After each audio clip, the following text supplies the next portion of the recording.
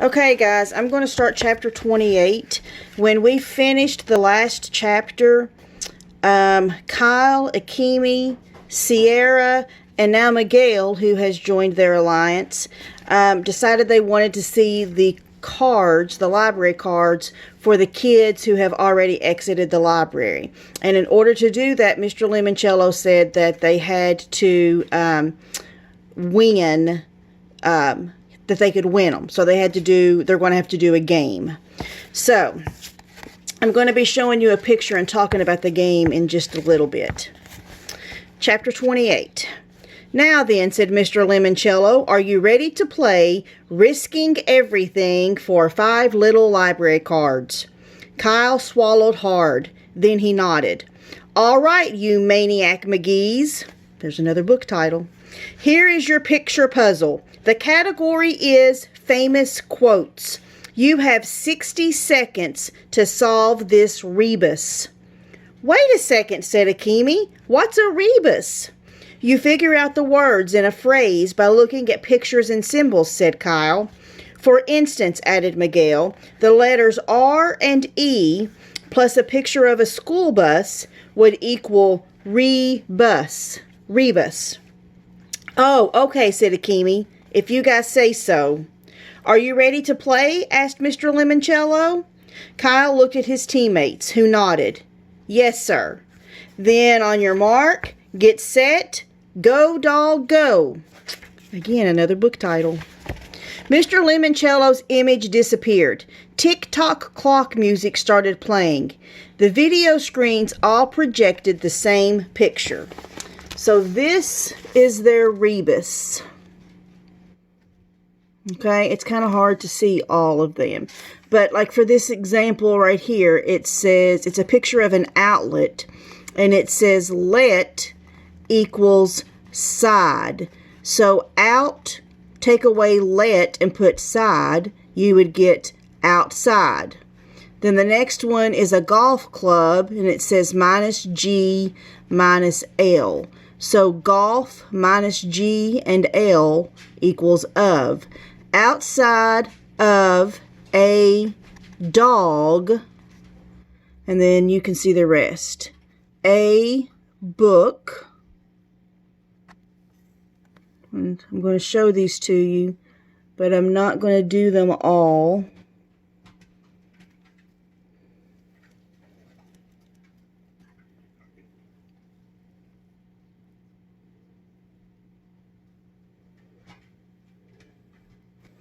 Okay.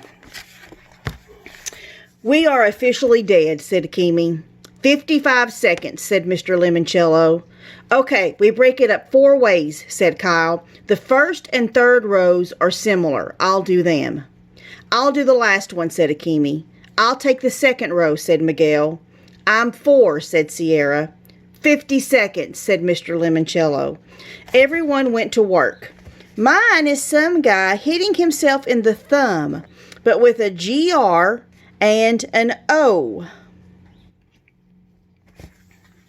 So that's this one. Right here.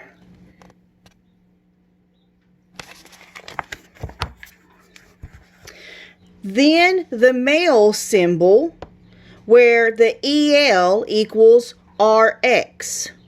So, marks, does that make sense? Hello, Kyle, is my second half marks? Kyle didn't answer. He was too busy deciphering his own clue. Outlet, change the let to side, he mumbled. Golf, minus the G and the L. The letter A. 40 seconds. Dog. He dropped to the third line. He just needed the first word. Bowling pins without the P, but add an I'd. 30 seconds. Kyle glanced at Miguel. He was moving his lips, mouthing out his part of the quote. Sierra, too. You guys ready? Kyle whispered. Hang on, said Miguel. 20 seconds. Okay, go. Kyle read the first line. Outside of a dog. Miguel picked up the thread. A book is man's best friend. Kyle continued. Inside of a dog. Sierra took over. It's too dark to read. Akemi brought them home. Groucho Marx. Is that your final answer? Asked Mr. Lemoncello.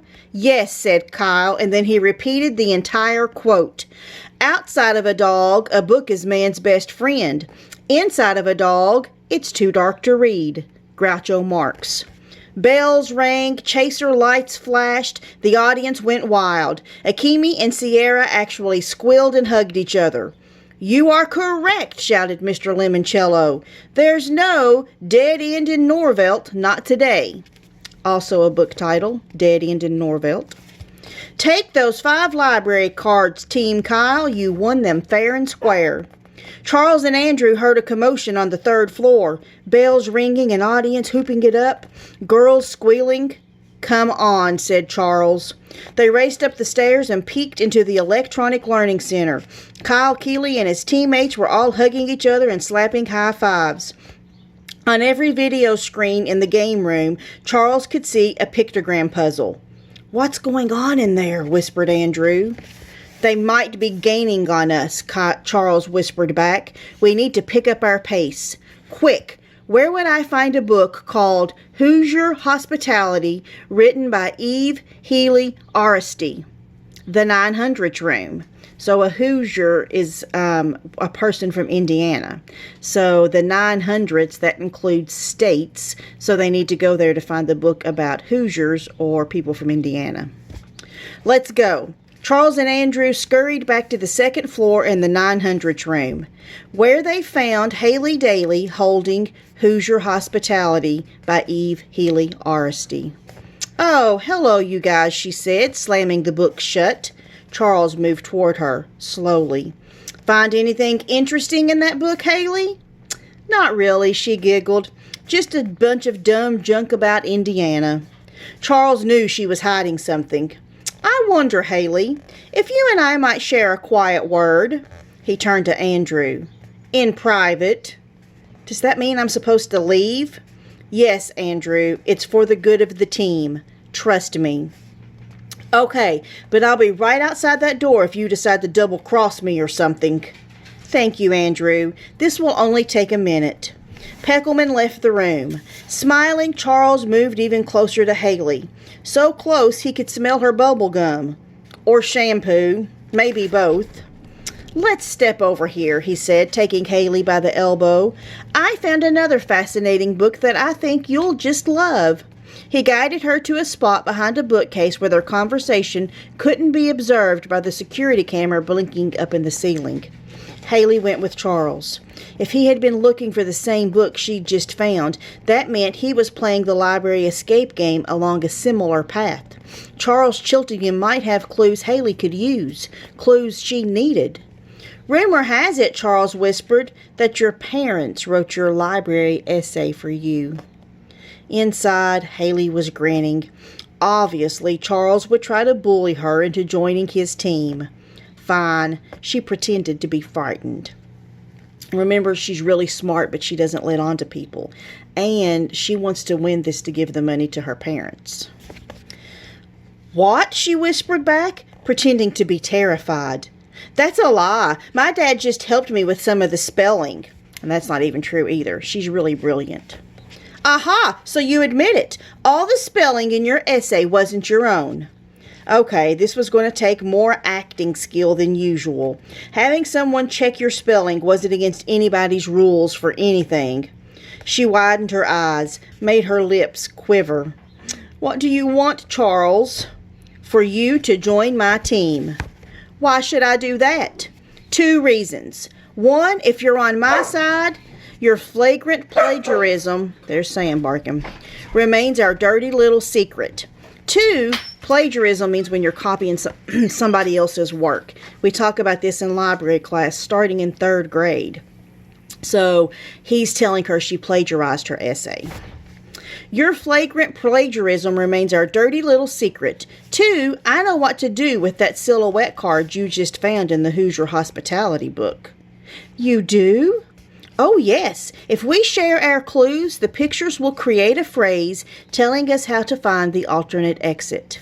Haley smiled. For real, this was working out perfectly. She'd get all their clues, and even if they all won together, Mr. Lemoncello would definitely make her the real star of his TV commercials. She had zazz. Charles and Andrew did not. "Okay," she said. "Deal. I'm on your team." Then she handed Charles the clue she had found in the Hoosier book. So it's a shape. It's the shape of Indiana. Of course. Excuse me, my allergies. Excuse me again. "Of course," said Charles. "After all, Indiana is the Hoosier state." End of chapter 28.